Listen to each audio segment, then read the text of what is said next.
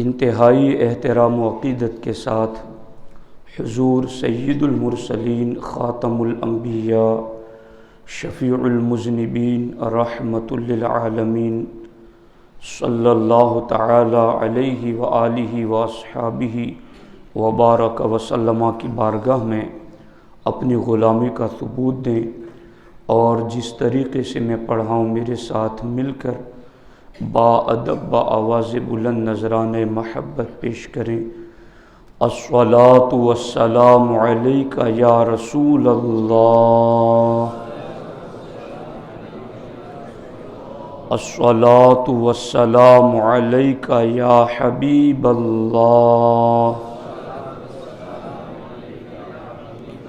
الصلاۃ والسلام علیک یا نبی اللہ، وعلی آلک واصحابک یا نور اللہ، صلی اللہ تعالی علیہ وسلم۔ طریقہ مصطفیٰ کو چھوڑنا ہے وجہ بربادی، اسی سے قوم دنیا میں ہوئی ہے بے اقتدار اپنی، ہمیں کرنی ہے شہنشاہ بطحا کی رضا جوئی، وہ اپنے ہو گئے تو رحمت پروردگار اپنی۔ دوستان محترم، نکاح کے حوالے سے کچھ ضروری اور بنیادی گفتگو خطبہ جمعۃ المبارکہ میں چل رہی ہیں۔ صحیح بخاری شریف میں حدیث ہیں، حضرت انس ابن مالک رضی اللہ تعالی عنہ سے روایت ہیں۔ حضرت انس رضی اللہ تعالی عنہ فرماتے ہیں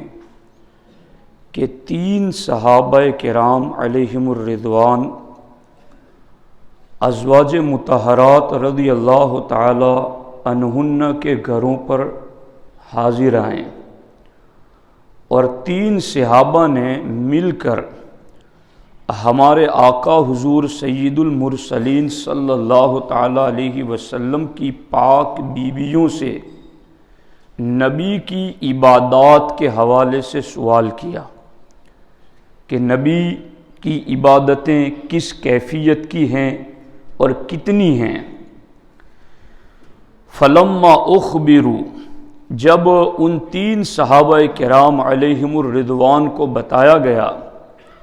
کہ حضور علیہ الصلوۃ والسلام کی عبادتوں کا یہ معاملہ ہے،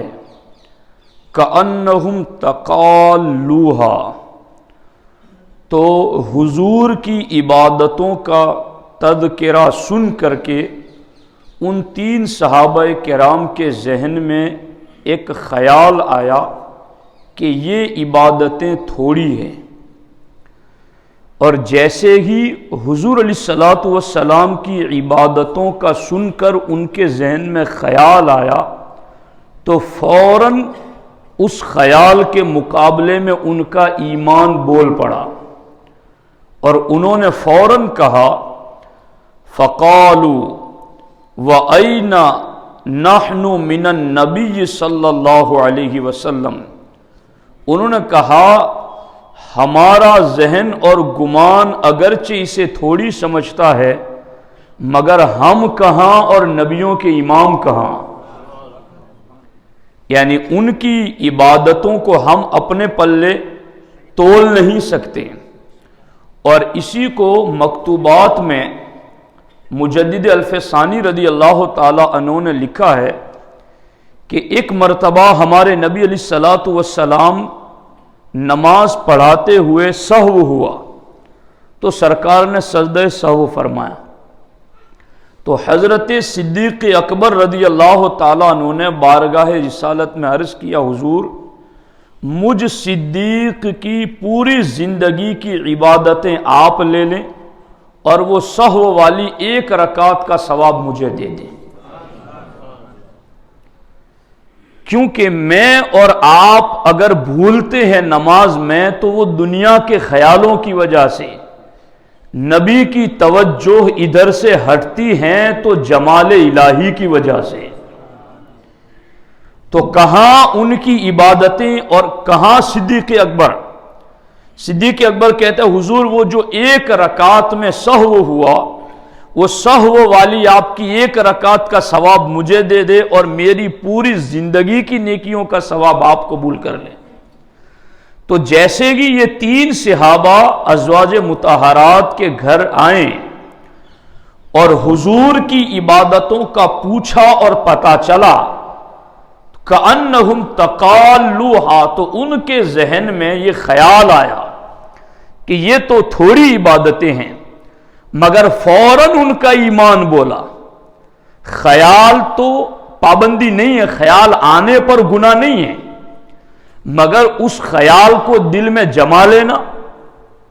اور اس کو دل میں جما کر زبان سے بول دینا، پھر آگے اس پر حکم شرع لگتا ہے۔ مگر ابھی ذہن میں خیال آیا کہ وہ فوراً بولے اینا نحن من النبی صلی اللہ علیہ وسلم، ہم کیا اور نبیوں کے امام کی شان کیا، ہم کیسے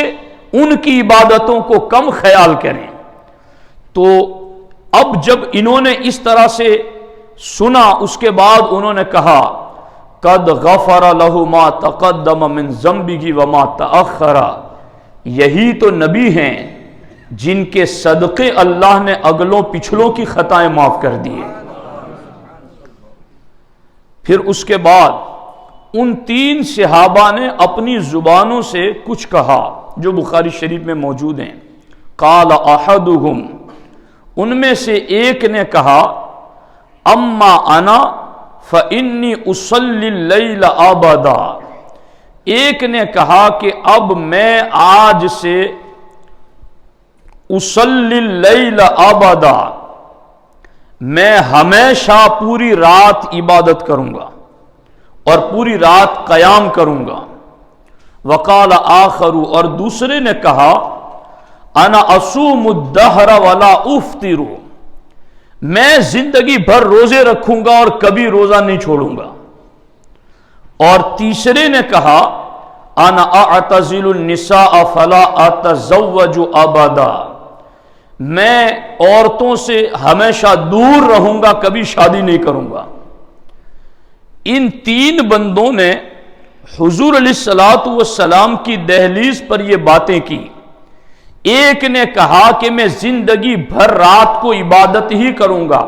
دوسری جگہ حدیث میں فلا انام، میں سوؤں گا نہیں۔ اور دوسرے صحابی نے کہا کہ تم نے رات کی بات کی، میں دن کی بات کرتا ہوں کہ میں زندگی بھر روزہ رکھوں گا۔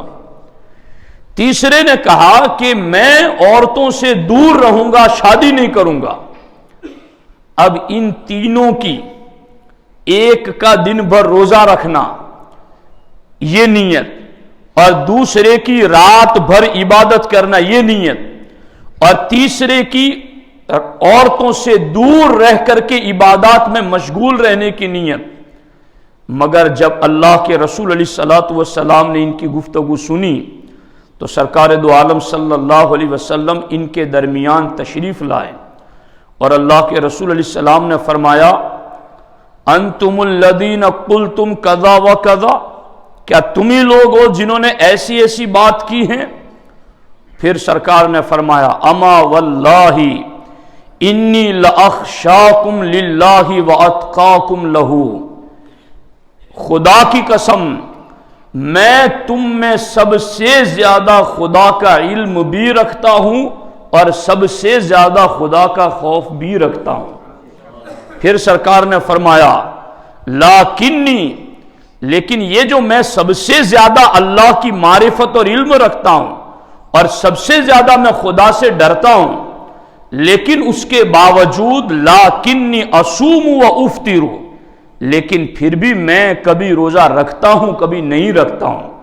وَأُصَلِّي وَأَرْقُدُ، میں نماز پڑھتا بھی ہوں اور آرام بھی کرتا ہوں۔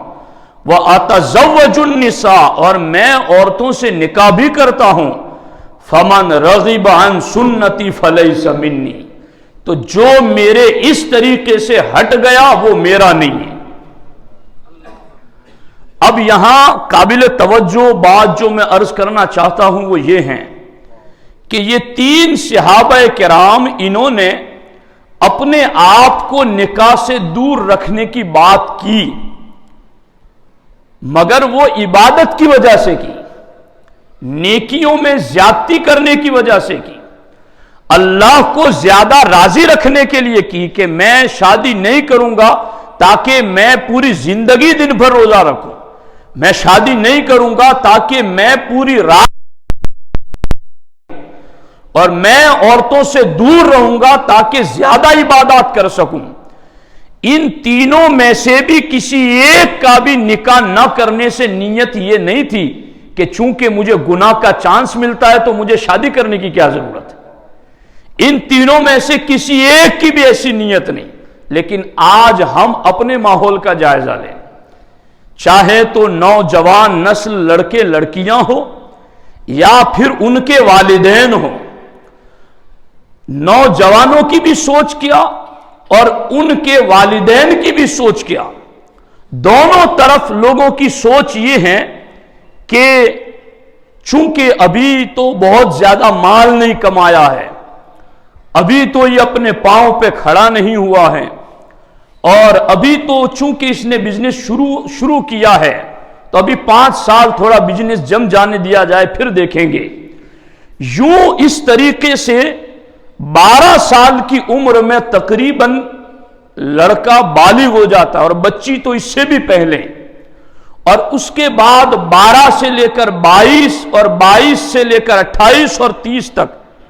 آپ خود غور فرمائیں کہ بالغ ہونے کے بعد 15-20 سال تک کے لیے اس کو اس فطری جو اس کے اندر صلاحیت رکھی گئی ہے اس سے روکے رکھنا، تو پھر یہ گناہ کے دروازے نہیں کھلیں گے تو اور کیا ہوگا، پھر بے حیائی کے دروازے نہیں کھلیں گے تو اور کیا ہوگا۔ یہ صحابہ کرام ہیں کہ جو عبادتوں کے لیے نکاح سے دور رہنے کا کہہ رہے تھے تاکہ دن بھر روزہ رکھ سکے، رات بھر عبادت کر سکے، اس لیے شادی سے دور رہنے کی بات کرتے تھے، جن کا پل پل عبادت میں گزرتا تھا، اور جو عبادت کرنے کے لیے نکاح سے دور رہنا چاہتے تھے، جب سرکار نے انہیں کہہ دیا کہ النکاح من سنتی فمن رغب عن سنتی فلیس منی، تو پھر ماں و شما میں اور آپ کی شمار میں ہو سکتے ہیں۔ اب اس سلسلے میں میں آپ کو چند حدیثیں بتا کر پھر اخیر میں نتیجے کی طرف آپ کی توجہ دلاتا ہوں۔ اس سلسلے میں ہمارے آقا حضور سید المرسلین صلی اللہ علیہ وسلم کا فرمان ہے، صحابہ کرام کہتے ہیں کان رسول اللہ صلی اللہ علیہ وسلم یأمر بالباءۃ وینہی عن التبتل نہبا شدیدا، نہیا شدیدا۔ اللہ کے رسول علیہ الصلوۃ والسلام کے بارے میں صحابہ کہتے ہیں کہ سرکار دو عالم صلی اللہ علیہ وسلم ہمیشہ لوگوں کو نکاح کی طرف مائل کرتے، اور سرکار دو عالم صلی اللہ علیہ وسلم نکاح کی عمر ہونے کے بعد نکاح سے دور رہنے کے لیے سختی سے منع کرتے تھے کہ ایسا نہ کرو۔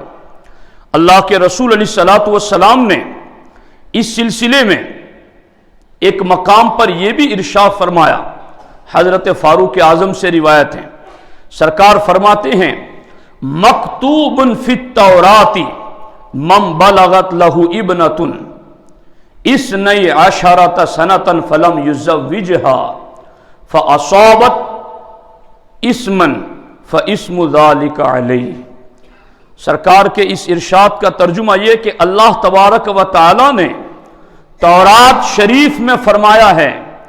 کہ جس کی بیٹی 12 برس کی عمر کو پہنچی اور اس نے نکاح نہ کیا، پھر یہ لڑکی گناہ میں مبتلا ہوئی تو اس کا گناہ اس کے والد پر بھی ہوگا، اس کا والد بھی اس گناہ کے اندر شریک رہے گا۔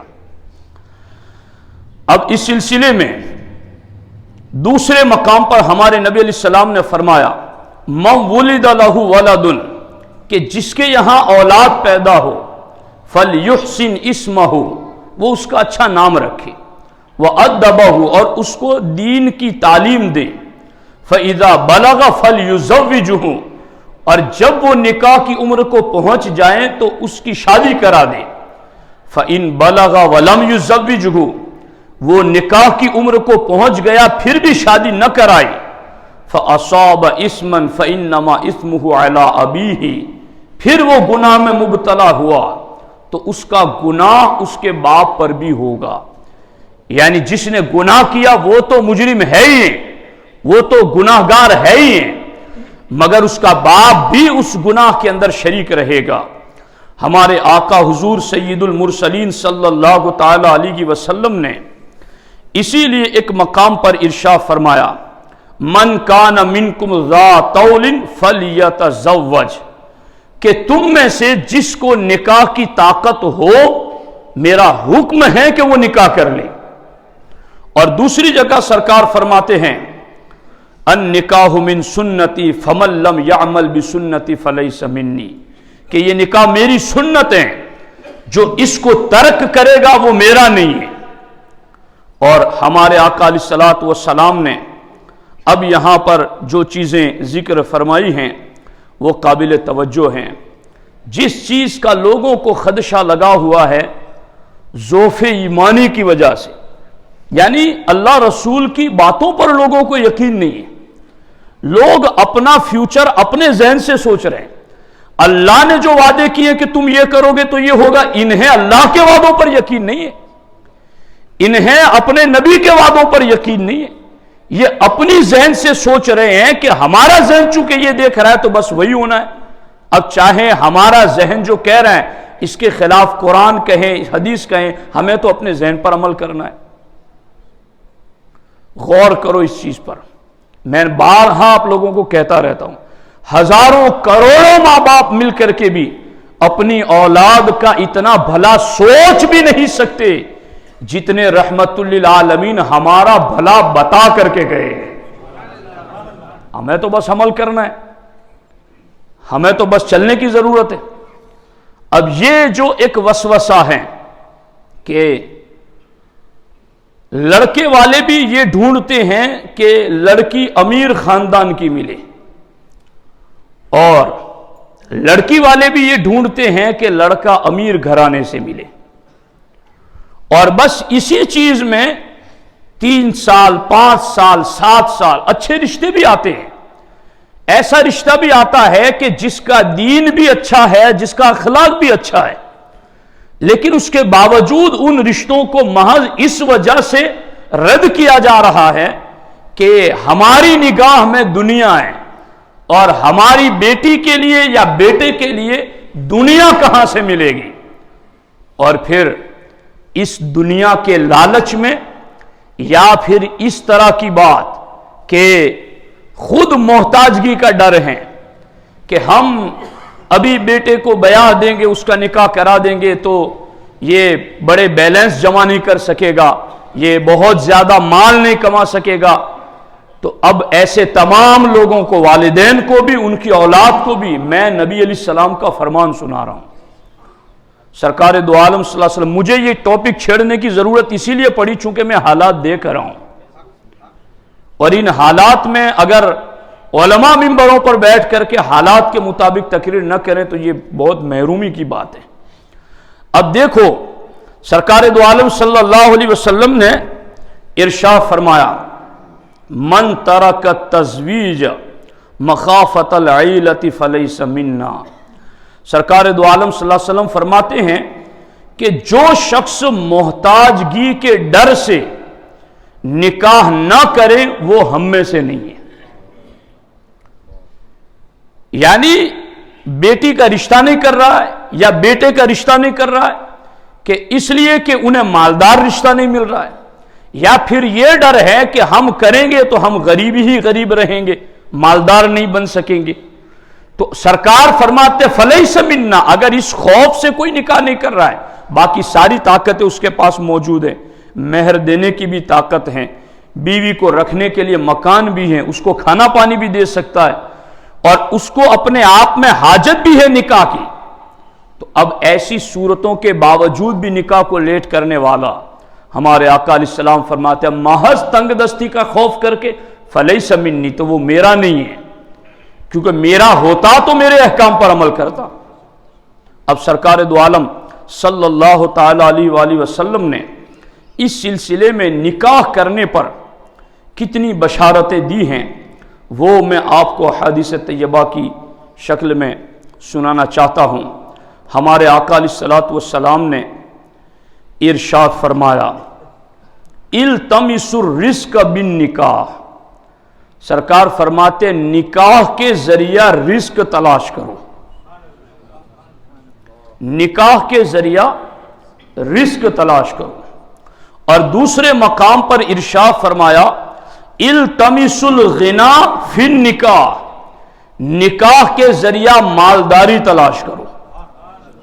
और तीसरे मकाम पर हमारे आका अलैहिस्सलातु वस्सलाम ने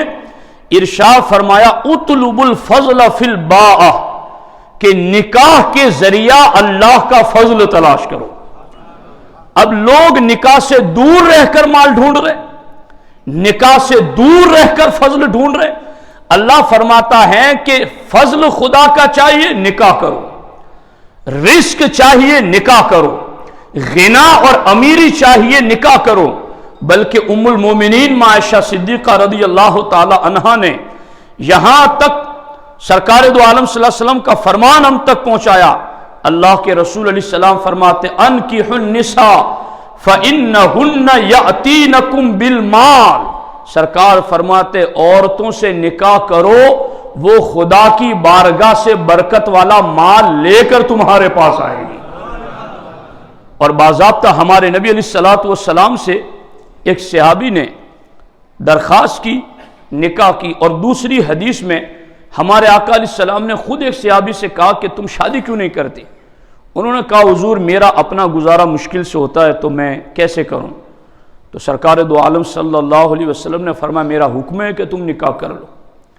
अब सरकार का हुक्म था, उन्होंने निकाह कर लिया। और निकाह करने के बाद अल्लाह ने उनको मालदार कर दिया। तो वो बारगाह रिसालत में हाजिर आए और उन्होंने कहा कि या रसूल अल्लाह सल्लल्लाहु अलैहि वसल्लम, गुर्बत की वजह से पहला तो मेरा निकाह नहीं हो रहा था, और दूसरी चीज ये कि आपके कहे से निकाह भी हो गया और मेरी गुर्बत और तंगदस्ती भी दूर हो गई। तो हमारे आका अलैहिस्सलाम ने फरमाया, चूंकि तेरी बीवी की किस्मत में रिस्क लिखा हुआ था और सरकार ने फरमाया वो रिस्क लेके आने वाली थी, मैंने इसलिए कहा कि तुम निकाह करो, अल्लाह ने उसके रिस्क के सदके तुझे भी रिस्क अता फरमा दिया। तो ये चीजें हैं। और इसीलिए कुरान मजीद में अल्लाह रब्बुल इज्जत ने फरमाया, इन यकूनु फुकरा युगनिहिमुल्लाहु मिन फज़ली, यानी ए मुआशरे के बाअसर लोगो, ए मुआशरे के बाअसर लोगो, तुम में से बिन ब्याहे लड़के और लड़कियों के तुम निकाह कराओ। इन यकूनु फुकरा युगनिहिमुल्लाहु मिन फज़ली, अल्लाह फरमाता अगर वो फकीर होंगे तो अल्लाह अपने फजल से उन्हें गनी फरमा देगा, गनी फरमा देगा। अब इसकी तफसीर में सैयदुना अबू बकर as-सिद्दीक़ रज़ियल्लाहु ताला अन्हु इरशाद फरमाते हैं, अतीउल्लाह फीमा अमरकुम बिही मिनन निकाह युनजिज़ लकुम मा वअदकुम मिनल गिना। सिद्दीक़ अकबर कहते हैं, एक चीज है जिसका हुक्म अल्लाह ने तुम्हें दिया है और उस काम के करने पर गिना और अमीरी देने का वादा रब ने किया है। तो सिद्दीक़ अकबर कहते, अतीउल्लाह फीमा अमरकुम बिही मिनन निकाह, अल्लाह ने जो तुम्हें निकाह का हुक्म दिया वो तुम कर लो। युनजिज़ लकुम मा वअदकुम मिनल गिना, अल्लाह ने जो उस पर गिना का वादा किया है वो रब जरूर पूरा फरमाएगा। और हजरत सैयदुना उमर फारूक आज़म रज़ियल्लाहु ताला अन्हु फरमाते हैं, मुझे उस शख्स पर ताज्जुब है जो बगैर निकाह के मालदार बनना चाहता है। यह हजरत उमर है। सरकार फरमाते उमर की जबान पर हक ही जारी होता है। वो फरमाते मुझे ताज्जुब है उस शख्स पर जो बगैर निकाह के मालदार बनना चाहता है। तो साथियों, अब मैं इस मिंबर का बहुत लिहाज है मुझे, इसलिए मैं बहुत लफ्ज़ नहीं बोल सकता, लेकिन जो अपनी गर्लफ्रेंड के खर्चे उठा सकता हो, क्या वो बीवी के खर्चे नहीं उठा सकता है? आप किस खुशफहमी में रहते हैं کیا آپ اپنی جوانی نہیں گزار چکے ہیں؟ تو گناہ یہ بستیوں سے امان اٹھا دیتا ہے. آپ کو پتا نہیں ہے کہ گناہ کس کس قسم کے ہو رہے ہیں اور ان کی نحوستیں کہاں کہاں تک کس کس کو لپیٹ میں لے لیتی ہے. تو اس لیے اگر واقعی میں ہماری اولاد نکاح کی عمر کو پہنچ چکی ہیں اور ہمیں اس بات کا احساس بھی اور ہم کو اللہ نے دیا بھی ہے، تو پھر ہمیں اس میں تاخیر نہیں کرنی چاہیے. اور اگر کوئی ایسا سبب ہے جو رکاوٹ بنا ہوا ہے کہ ہمارے پاس وسعت نہیں ہے کہ ہم اس کو لا کے کھلا نہیں سکتے، رکھ نہیں سکتے، تو پھر ایسوں کو حکم ہے کہ وہ کثرت سے روزے رکھا کریں تاکہ ان کا نفس کنٹرول میں رہیں اور وہ اپنی طہارت کی حفاظت کر سکیں. اللہ کریم کی بارگاہ میں دعا ہے رب ذوالجلال ہم سب کو ان احکامات پر عمل کی توفیق عطا فرمائے. ایک اعلان ہے، وہ یہ ہے، ہمارے دیادرہ سنی علماء